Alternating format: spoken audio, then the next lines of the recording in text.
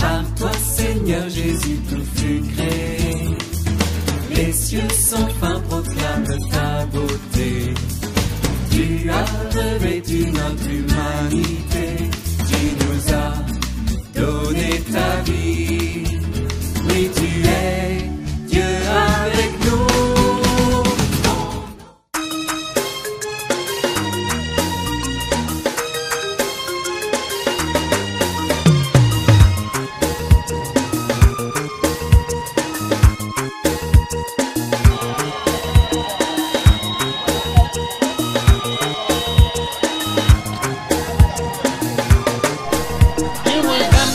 Você eu não vamos, se a minha mulher não você eu, eu sou, eu dou lá se eu chamo de la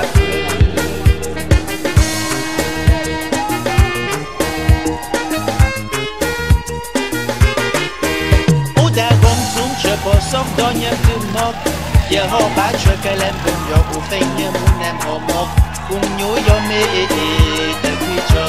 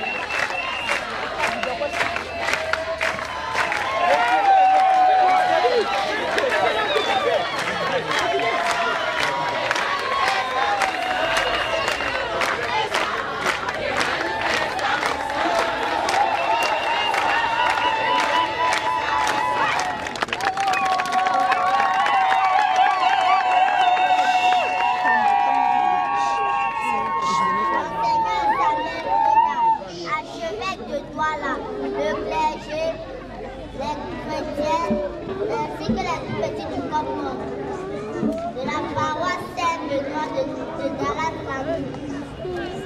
Par ma foi, nous vous souhaitons la paix. Sentez-vous chez vous, chez nous, et passez un agréable jour.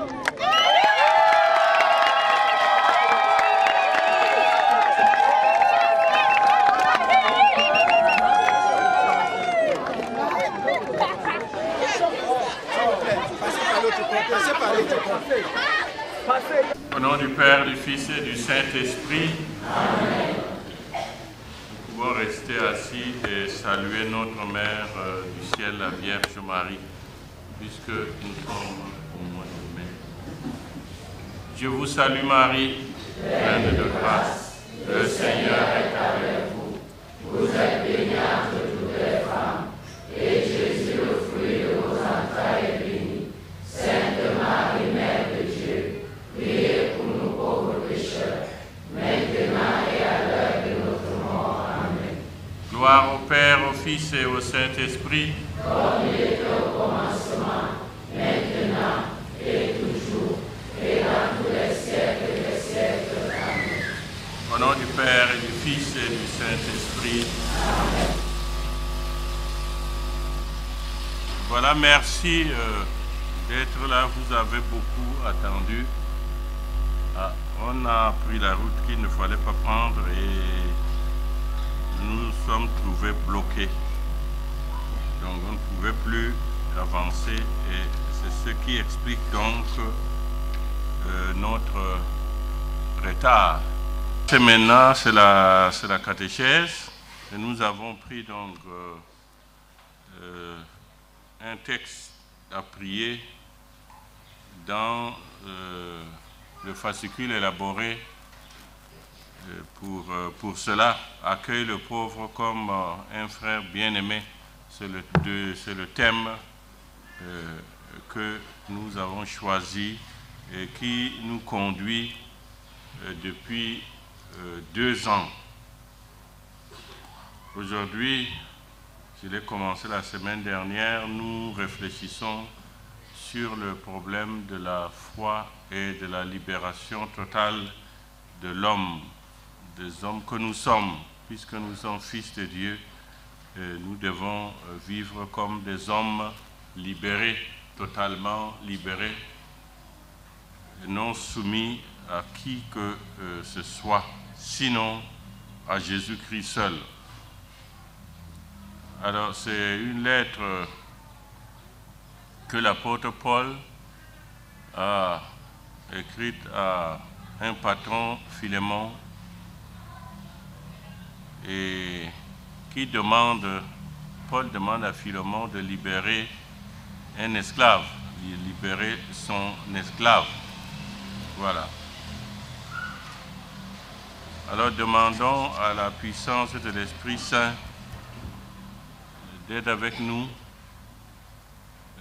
d'ouvrir notre cœur, notre intelligence pour que nous puissions accueillir cette parole.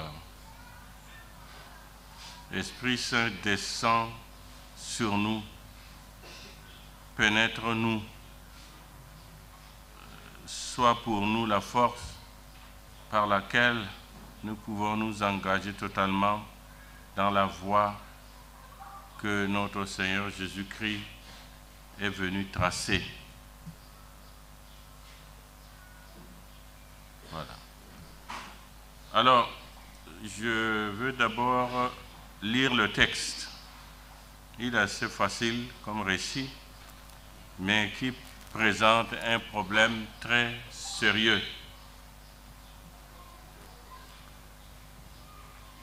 C'est vraiment une lettre avec 25 versets, pas plus. C'est toute la lettre, abordant un problème unique, libérer un esclave. Paul, en prison pour le Christ Jésus, et Timothée, notre frère, à toi, Philémon, notre collaborateur bien-aimé, bien qu'à notre sœur, ainsi qu'à notre sœur Aphia, à notre compagnon de combat, Archippe, et à l'Église qui se rassemble dans ta maison. À vous la grâce et la paix de la part de Dieu notre Père et du Seigneur Jésus-Christ. À tout moment, je rends grâce à mon Dieu en faisant mémoire de toi dans mes prières, car j'entends parler de ton amour et de la foi que tu as pour le Seigneur Jésus et à l'égard de tous les fidèles. J'ai prié pour que ta communion dans la foi devienne efficace par la pleine connaissance de tout le bien qui est en nous pour le Christ. En effet, ta charité m'a déjà apporté beaucoup de joie et de réconfort, car grâce à toi, frère, les cœurs des fidèles ont trouvé du repos. Certes, j'ai dans le Christ toute liberté de parole pour te prescrire ce qu'il faut faire. Mais je préfère t'adresser une demande au nom de la charité. Moi, Paul, tel que je suis, un vieil homme et qui plus est prisonnier maintenant à cause du Christ Jésus. J'ai quelque chose à te demander pour Onésime, mon enfant à qui en prison j'ai donné la vie dans le Christ. Cet Onésime, dont le nom signifie avantageux, a été pour toi inutile à un certain moment, mais il est maintenant bien utile pour toi comme pour moi. Je te le renvoie, lui qui est comme mon cœur. Je l'aurais volontiers gardé auprès de moi pour qu'il me rende des services en ton nom, à moi qui suis en prison à cause de l'Évangile. Mais Je n'ai rien voulu faire sans ton accord pour que tu accomplisses ce qui est bien, non par contrainte mais volontiers. S'il a été éloigné de toi pendant quelque temps, c'est peut-être pour que tu le retrouves définitivement, non plus comme un esclave, mais mieux qu'un esclave, comme un frère bien-aimé. Il est vraiment pour moi combien plus il le sera pour toi, aussi bien humainement que dans le Seigneur. Si donc tu estimes que je suis en communion avec toi, accueille-le comme si c'était moi. S'il t'a fait du tort ou s'il te doit quelque chose, mets cela sur mon compte. Moi, Paul, j'écris ces mots de ma propre main. C'est moi qui te rembourserai. Je n'ajouterai pas que toi aussi, tu as une dette envers moi, et cette dette, c'est toi-même. Oui, frère, donne-moi cette satisfaction dans le Seigneur. Fais que mon cœur trouve du repos dans le Christ. Confiant dans ton obéissance, je te crie en sachant que tu feras plus encore que je ne dis. En même temps, prévois aussi mon logement, car j'espère que, grâce à vos prières, je vous serai rendu. Epaphras, mon compagnon de captivité dans le Christ Jésus, te salue, ainsi que Marc, Aristarque, Démas et Luc, mes collaborateurs. Que la grâce du Seigneur Jésus-Christ soit avec votre esprit. Voilà ce texte. Un très beau texte qui vraiment veut résoudre un problème très sérieux. Comme le dit Paul, c'est un problème qui lui tient à cœur. Voilà, lui-même, il a pris sa plume pour écrire de sa propre main. Et il écrit donc à Philémon. Philémon est un patron. Il a un esclave qui a nom Onésime. Cet esclave s'est enfui de chez lui, où l'apôtre Paul ne parle pas de suite. S'est séparé, c'est très délicat, s'est séparé de son patron. Donc il ne s'est pas enfui. Il s'est séparé de son patron. Et il est parti rejoindre l'apôtre Paul, qui était en prison. On essaie de situer, n'est-ce pas, le lieu de cette prison, que ça serait probablement à Éphèse. Voilà, il est en prison. Et c'est là-bas que Onésime le rejoint. Onésime est un païen. Onésime n'est pas baptisé. Alors Paul, sans doute ayant fait la catéchèse, le baptise. Il devient donc chrétien. Mais Onésime, je dirais, appartient à quelqu'un. Selon la loi, en fait, Paul ne pouvait pas le garder. Il faudrait qu'il renvoie donc l'esclave chez son maître. Alors qu'est-ce qu'il faut faire? Est-ce qu'il va renvoyer Onésime comme un simple esclave, comme il était auparavant, ou Onésime doit avoir un autre statut, peut-être de citoyen? Mais c'est ici que Paul trouve donc la solution. Voilà. Et je vous reprends cette partie-là. En effet, ta charité m'a déjà apporté beaucoup de joie et de réconfort.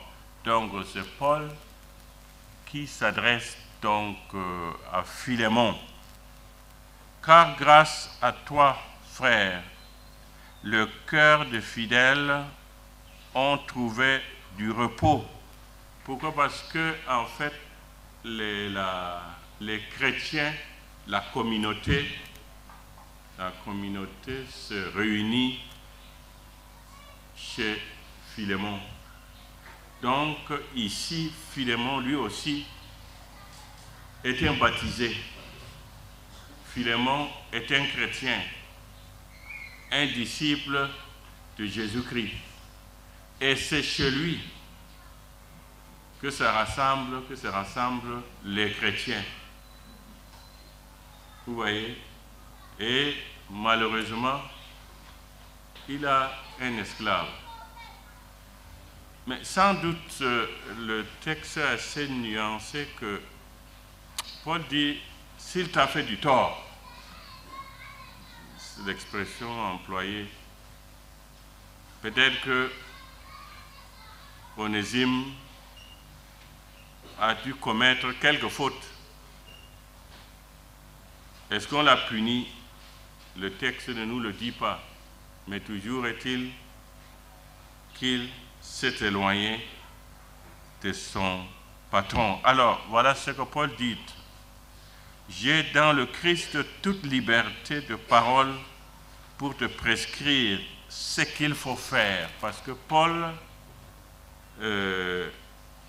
en tant que disciple de Jésus-Christ, peut demander quelque chose à quelqu'un, à un patron, à un chef, à un grand. Pourquoi? Parce que il le fait au nom de Jésus-Christ. Il le fait au nom de Jésus. J'ai dans le Christ. Donc, il parle en tant que disciple. J'ai dans le Christ toute liberté de parole pour te prescrire ce qu'il faut faire. Ah oui, parce que là, Paul il parle donc au nom de Jésus-Christ qu'il a choisi. Alors, mais, dit continue, je préfère t'adresser une demande au nom de la charité, au nom de l'amour. Ici, c'est le mot agapé. Normalement, c'est dans la Bible de Jérusalem, l'agapé, le mot grec, est traduit, rendu par amour. Oui, au nom de l'amour, je préfère t'adresser une demande au nom de la charité. Moi, Paul, tel que je suis, et Paul se présente, un vieil homme, et qui plus est, prisonnier maintenant à cause du Christ Jésus. Paul a été mis en prison parce qu'il annonçait Jésus-Christ. Il proclamait l'évangile. J'ai quelque chose à te demander pour Onésime, mon enfant à qui en prison j'ai donné la vie dans le Christ. Voilà, baptiser quelqu'un. n'est-ce pas, c'est lui donner la vie dans le Christ. C'est faire de cet enfant-là, de cette personne, fils de Dieu, un enfant de Dieu désormais. Et c'est ce que Paul a fait pour Onésime. Donc Onésime désormais est enfant de Dieu. Mais évidemment, il porte encore le titre d'esclave, puisqu'il est esclave, effectivement. J'ai quelque chose à te demander pour Onésime, mon enfant, à qui en prison j'ai donné la vie dans le Christ. Cet Onésime, dont le nom signifie avantageux, a été pour toi inutile à un certain moment. Inutile puisqu'il s'est en vie. Ça nous indique, ça nous renvoie à ce point-là. Mais il est maintenant bien utile pour toi comme pour moi. Alors, Paul prépare déjà ce qu'il va demander. Onésime est maintenant utile. Pourquoi? Parce que Onésime n'est plus seulement esclave. Il est devenu autre chose. Ce qui est important. Il a acquis un autre titre. Il est maintenant bien utile pour toi comme pour moi. Et je te le renvoie, comme je disais tout à l'heure, que Paul n'avait pas le droit, selon la loi, de garder Onésime. Lui qui est comme mon cœur. Vous voyez, c'est l'amour que Paul a pour les personnes qu'il a engendrées dans la foi. Les personnes qu'il a annoncé l'évangile et qui sont devenus des chrétiens. Parce que quand l'apôtre Paul arrivait quelque part avec ses compagnons, il commençait donc, n'est-ce pas, à annoncer l'évangile, et puis il baptisait. Et puis ces gens devenaient donc enfants de Dieu. Ah oui, et Paul dit bien, je te le renvoie, lui qui est comme mon cœur. Voilà combien Paul aime, n'est-ce pas, les personnes à qui il a transmis l'évangile. Et dans sa toute première lettre aux Thessaloniciens, Paul revient sur la même idée, que voilà, aux Thessaloniciens, il n'a pas seulement annoncé l'évangile, il ne s'est pas seulement de parler, mais il s'est donné totalement à eux.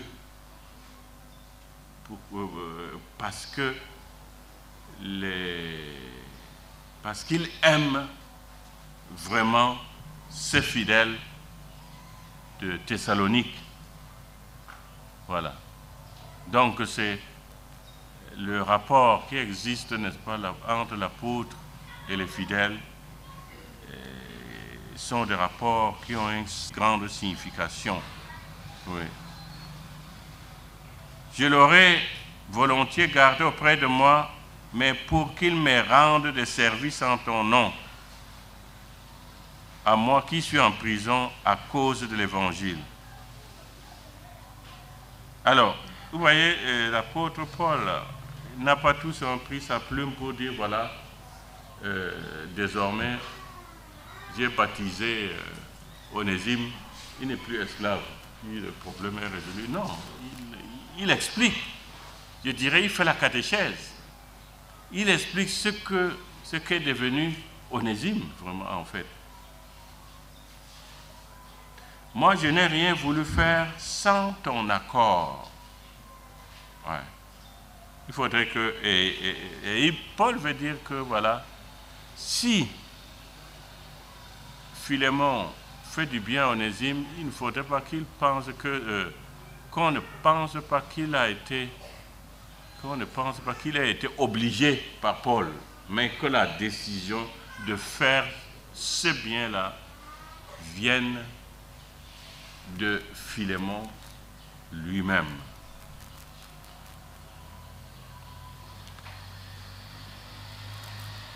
Ok. S'il a été éloigné de toi pendant quelque temps, c'est peut-être pour que tu le retrouves définitivement.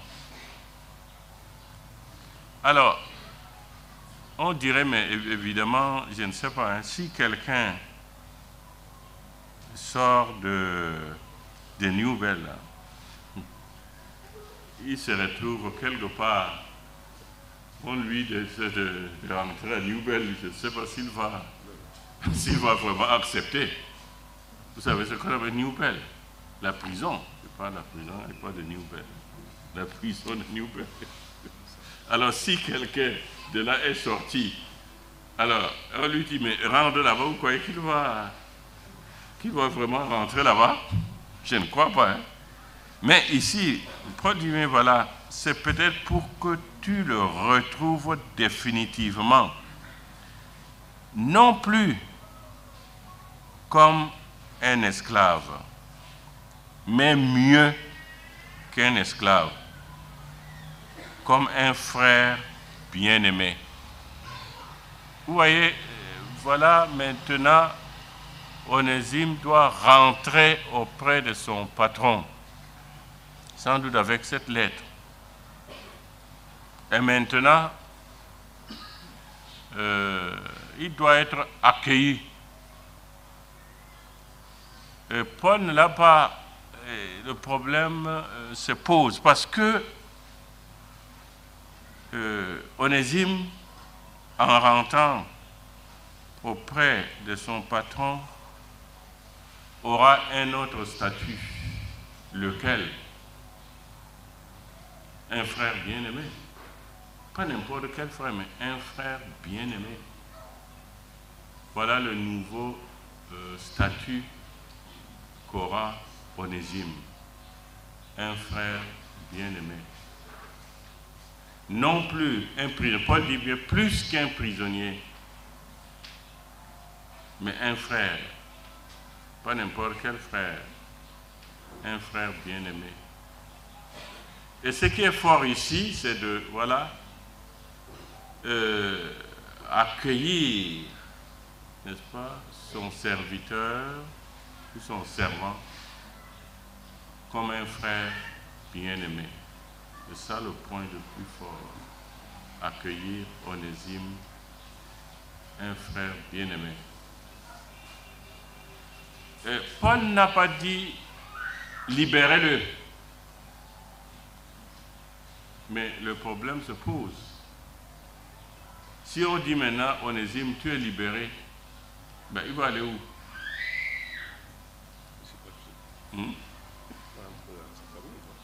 Ah ben sa famille, on n'a pas. S'il a été fait esclave, ça veut dire que dans la famille non plus, ce n'était pas mieux.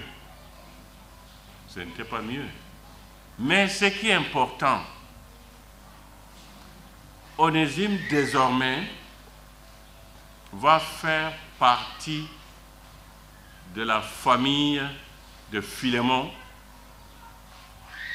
Il ne sera plus considéré comme un esclave, mais il sera considéré comme un enfant de la maison, une personne de la maison, comme un frère dans la maison. C'est cela le plus fort. Ah oui. Et ce qu'il faut, cela demande une attitude de conversion que tu as dans ta maison, ton serviteur. Mais je ne sais pas pourquoi, parce que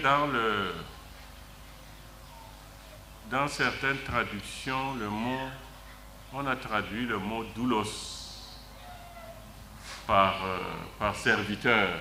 Or, le doulos là, c'est l'esclave. C'est l'esclave dans la maison. Mais maintenant, donc vous avez un serviteur, si nous partons de l'origine du mot, mais, qui est chez nous, mais c'est un esclave. Mais maintenant, à un moment donné, parce que nous croyons, nous décidons désormais au nom de notre foi de considérer notre serviteur, notre esclave, comme un frère bien-aimé, comme une personne faisant partie de la famille. Pourquoi? Mais nous le faisons au nom de Jésus-Christ. Alors Paul le dit, il est vraiment pour moi. Combien plus le sera-t-il pour toi, aussi bien humainement que dans le Seigneur? Il y a les deux dimensions. Humainement, parce que voilà, un homme, un homme qui a une personne qui est à mon service, je dois le respecter comme un homme.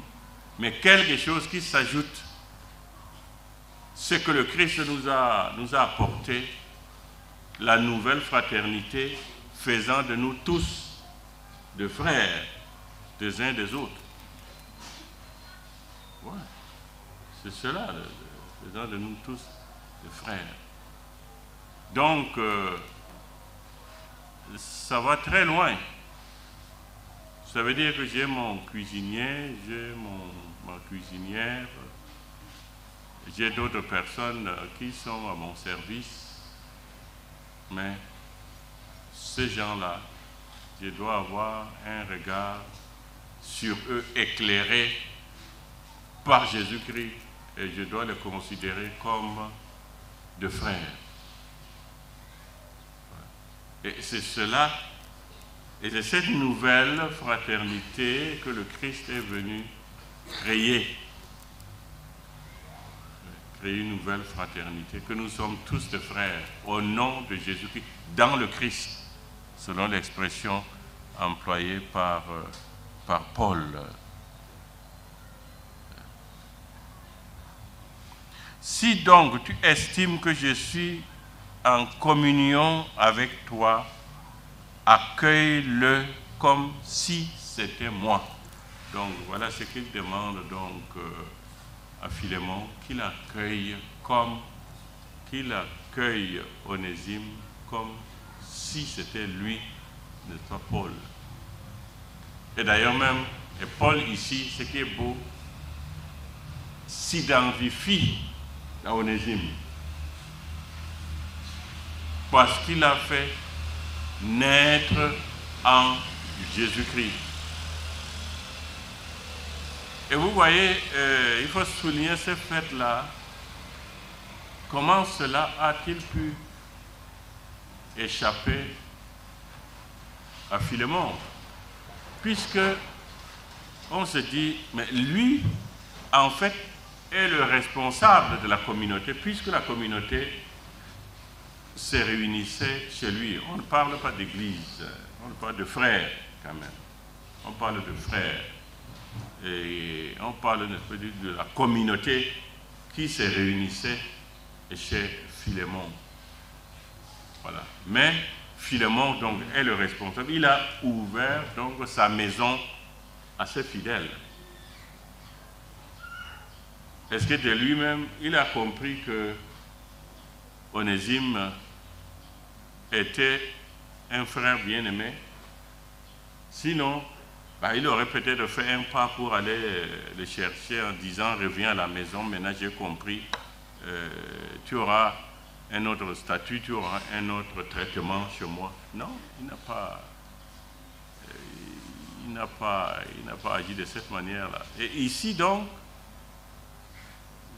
je dirais, l'apôtre Paul nous fait comprendre, n'est-ce pas, le sens même profond, n'est-ce pas, de l'amour, de la foi, de la fraternité. C'est-à-dire, en fait, quand tu as accueilli Jésus-Christ, quand tu crois en Jésus-Christ, tu dois accueillir tout le monde comme des frères, selon, n'est-ce pas, l'amour révélé en Jésus-Christ.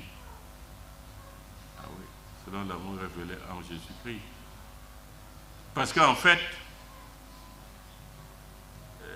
en réfléchissant, on se pose la question, n'est-ce pas? On voit, il faut aller plus loin. L'esclavage même, que nous connaissons. Mais ce sont des chrétiens autrefois, n'est-ce pas, qui venaient pratiquer l'esclavage. Ils pratiquent l'esclavage à travers, n'est-ce pas, le monde. Et jusqu'aujourd'hui. Et ils sont des chrétiens. Alors, comment ils arrivent à lire l'Évangile? Oui, à lire l'Évangile. Ils ont, je dirais, la conscience tranquille. Ils ont la conscience tranquille. Mais on dit dernièrement, enfin, il faudrait peut-être bien se documenter sur ça. Les gens qui fuyaient la guerre en Ukraine, il y a une catégorie de personnes qu'on acceptait, une autre catégorie qu'on n'acceptait pas. Enfin, c'est ce que nous avons, la frontière. Et ceux qui accueillent là, ce sont des chrétiens qui font donc la distinction entre les hommes. Comment donc, je pose toujours la question, comment nous lisons l'Évangile? Comment nous mettons en fait en pratique l'Évangile de notre Seigneur Jésus-Christ? L'amour qu'il est venu nous révéler.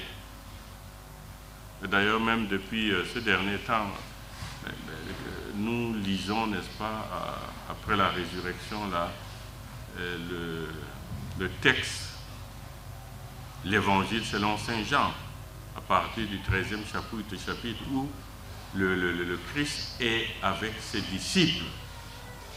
Et le message fondamental qu'il donne, essentiel, c'est l'amour.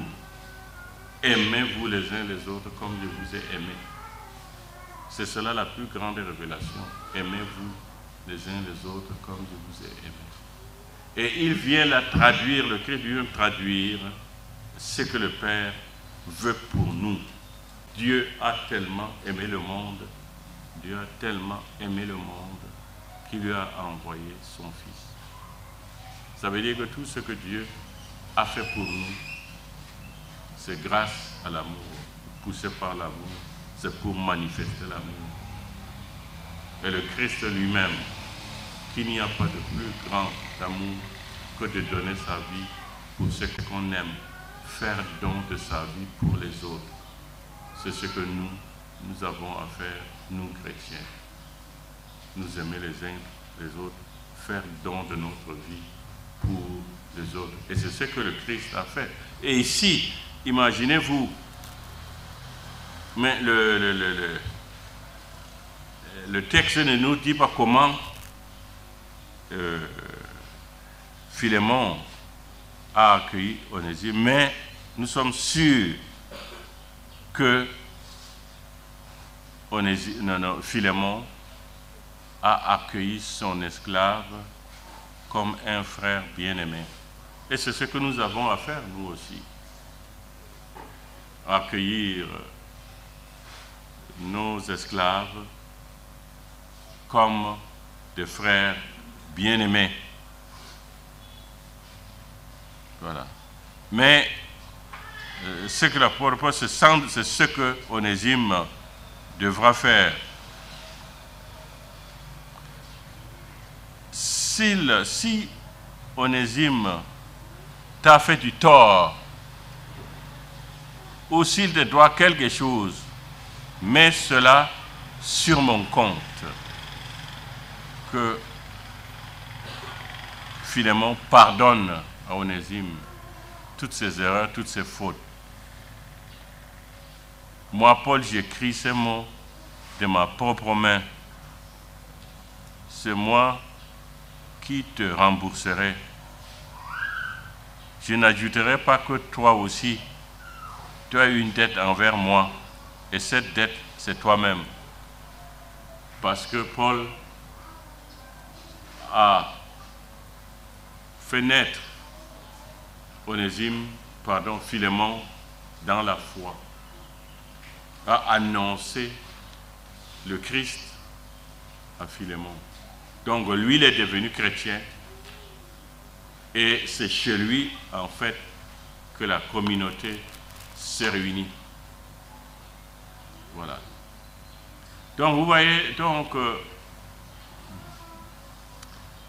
crois que pour nous, nous avons chaque jour à lire la parole de Dieu avec un esprit, disons, nouveau, disons avec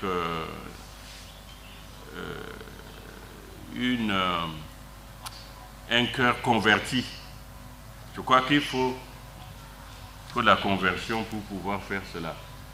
Si nous n'imitons pas Jésus-Christ, nous ne pouvons pas arriver à faire ça, accueillir, n'est-ce pas, notre esclave comme un frère bien-aimé, notre serviteur comme un frère bien-aimé.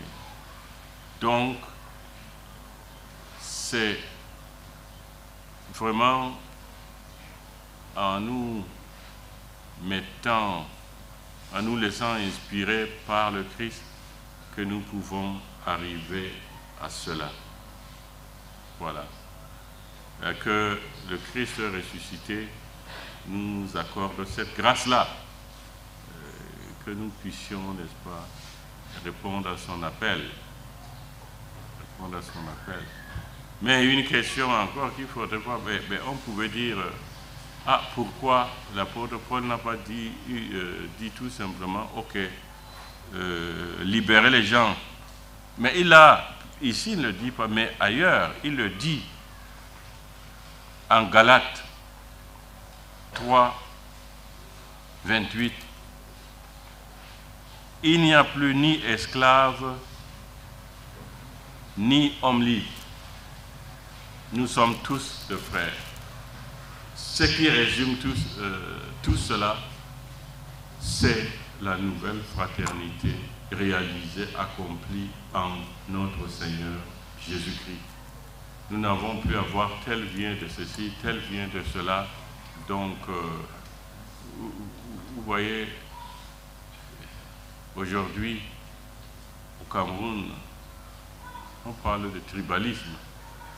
De quoi encore? Mais ça veut dire que ce qui compte pour moi, ce sont ceux qui viennent, ce sont mes frères, ceux qui viennent de chez moi, qui sont comme moi. Mais les autres là, non, pardon, ce n'est pas,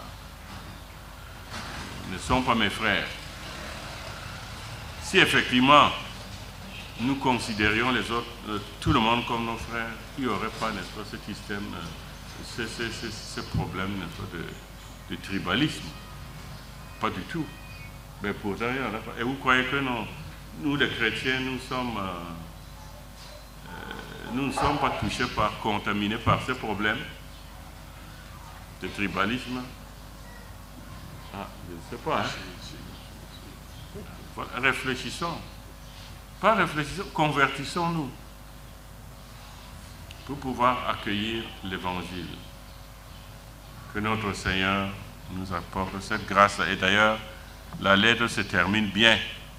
Que la grâce du Seigneur Jésus-Christ soit avec votre esprit. C'est vraiment en étant avec Jésus-Christ que nous pouvons, n'est-ce pas, marcher avec lui, cheminer avec lui. Voilà. La paix soit avec vous. Que Dieu Tout-Puissant vous bénisse, le Père, le Fils et le Saint-Esprit. Amen. Bonsoir à tous.